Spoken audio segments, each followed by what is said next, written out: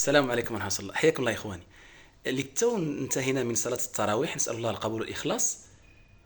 وسبحان الله أثار الانتباه واحد الآيات قريتهم في سورة يونس، هو قول الله عز وجل: قل بفضل الله وبرحمته فبذلك فليفرحوا هو خير مما يجمعون. قل رأيتم ما أنزل الله لكم من رزق فجعلتم منه حراما وحلالا قل الله أذن لكم أم على الله تفترون. هذه الآية بالضبط، أو هذا المقطع الأخير من الآية اللي هو قول الله عز وجل: قل الله أذن لكم أم على الله تفترون.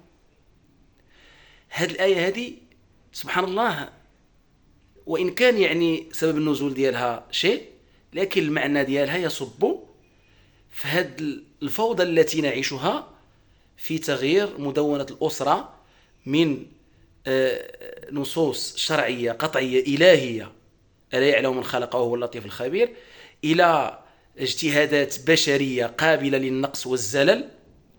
وخصوصا أن هذه الأمور هذه علاش يمنع فيها الاجتهاد يعني ديال الإرث اللي الله سبحانه وتعالى تكلف بنفسه أنه وزعها بنفسه، الله هو اللي قسمها، قال فريضة من الله، فريضة من وصية من الله والله عليم حكيم.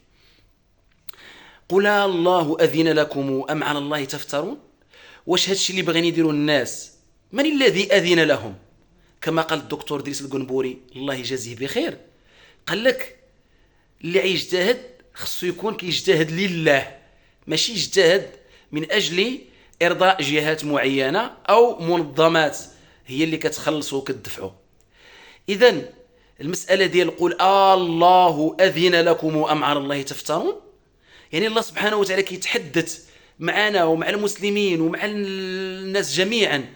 واش انت الله سبحانه وتعالى امرك بواحد الامر الهي في العوض اللي غتستسلم وينطبق عليك قول الله عز وجل وتطبق قول الله عز وجل: فلا وربك لا يؤمنون حتى يحكموك فيما شجر بينهم ثم لا يجدوا في انفسهم حرجا مما قضيت ويسلموا تسليما.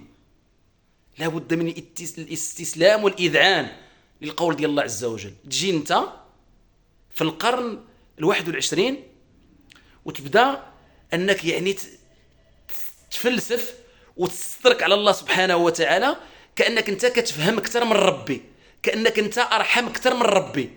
لله ارحم بعباده من هذه الام بولدها. اش قال الدكتور بن حمزه حفظه الله؟ قال لك: اش دخلك في فلوسي، اش دخلك في ولادي؟ قال لك: الرزق رزقي وانت جاي يعني انت باغي تقسم لي رزقي اللي هو الله قسمه وهو اعلم وارحم واحلام.